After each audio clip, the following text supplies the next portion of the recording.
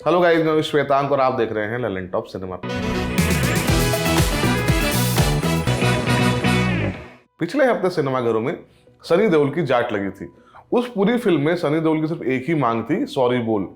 इस हफ्ते अक्षय कुमार की केसरी 2 आई है। इस फिल्म का कहना है कि ब्रिटिश हुकूमत ने जलियांवाला बाग नरसंहार के लिए आज तक माफी नहीं मांगी, जबकि ये बात साबित हो चुकी है कि जिन लोगों पर जनरल डायर ने अंधाधुंध गोलियां चलवाई थी वो आतंकवादी नहीं, निहत्थे लोग थे। खैर, केसरी 2 2019 में आई केसरी का सीक्वल है। दोनों फिल्मों की कहानी में कोई समानता नहीं है, मगर उन्हें बनाए जाने के पीछे का आइडिया सेम है।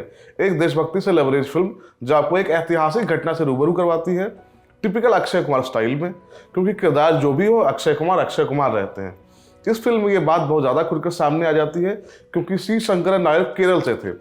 अक्षय इस किरदार को आत्मसात करने की रत्ती भर भी कोशिश नहीं करते। जब ये फिल्म बन रही थी तो उसे शंकरन नायर की बायोपिक बताया जा रहा था, मगर ये फिल्म उनके जीवन की सिर्फ एक घटना के बारे में बात करती है, जब वो जलियांवाला बाग नरसंहार के बाद अंग्रेजी हुकूमत के खिलाफ कोर्ट चले जाते हैं।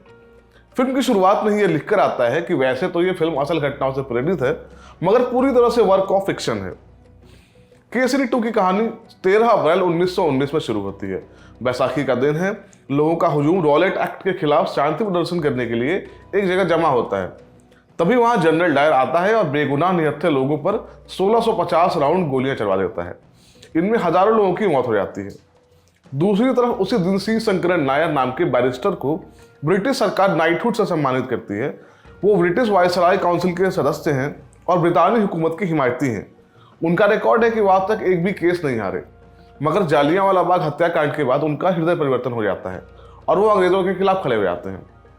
वो कोर्ट में ये साबित करने की कोशिश करते हैं कि जिन निहत्थे लोगों पर जनरल डायर ने गोलियां चलवाई वो आतंकवादी नहीं थे, आम लोग थे। इस फिल्म का आधे से ज्यादा हिस्सा कोर्ट रूम में घटता है, जहां भारी भरकम डायलॉग बाजी और ड्रामा चल रहा है, एक प्रॉपर कमर्शियल फिल्म की तरह, जिसे अक्षय कुमार की छवि को ध्यान में रखते हुए गढ़ा गया है।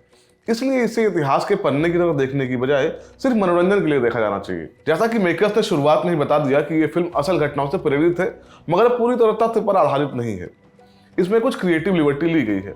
मसलन फिल्म का एक सीन है जिसमें शंकरन नायर का किरदार जलियांवाला बाग नरसंहार के पीछे की वजह बताता है। वो कहता है कि जनरल डायर ने इस हत्याकांड की प्लानिंग पहले से कर रखी थी, क्योंकि इस हत्याकांड से कुछ ही दिन पहले रामनवमी का त्यौहार था, जिसे हिंदुओं और मुसलमानों ने मिलकर मनाया था। इससे ब्रिटिश हुकूमत की फूट डालो और राज करो वाली नीति फेल हो रही थी। इस बात से लोग इतने इनसिक्योर हो गए कि निहत्थे लोगों पर गोलियां बरसा दी। इस समेत कुछ मौकों पर ऐसा लगता है कि फिल्म आपको मैनिपुलेट करने की कोशिश कर रही है। हालांकि नजरिए का फर्क भी हो सकता है। शायद आपको ये फिल्म देखते हुए ऐसा महसूस ना हो जैसा मुझे हुआ। केसरी 2 में अक्षय अपना बेस्ट करने की कोशिश करते हैं, मगर ये परफॉर्मेंस उनकी पिछली फिल्मों से कुछ खास अलग नहीं लगती। प्लस एक पंजाबी होकर वो मलयाली व्यक्ति के रोल में कन्विंसिंग नहीं लगते, न भाषा से न देह भाषा से। आर माधव ने ब्रिटिश सरकार के वकील नेविल मैकिन्ले का रोल किया है, जो शंकरन नायर के खिलाफ लड़ता है।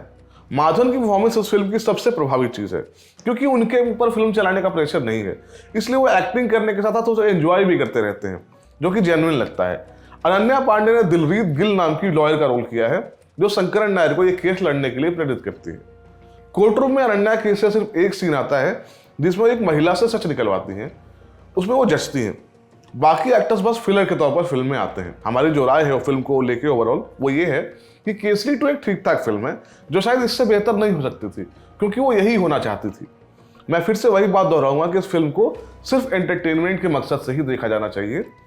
केसरी 2 देखने के बाद मैं ये कह रहा हूँ कि अभी भी चुजीर सरकार की सरदार उधम जलियांवाला बाग नरसंहार पर बनी सबसे बेहतरीन फिल्म है। हालांकि हमारा मानना है, आपको क्या लगता है प्लीज कमेंट बॉक्स में बताएं। मैं था श्वेतांक और आप देख रहे थे ललन टॉप सिनेमा। शुक्रिया।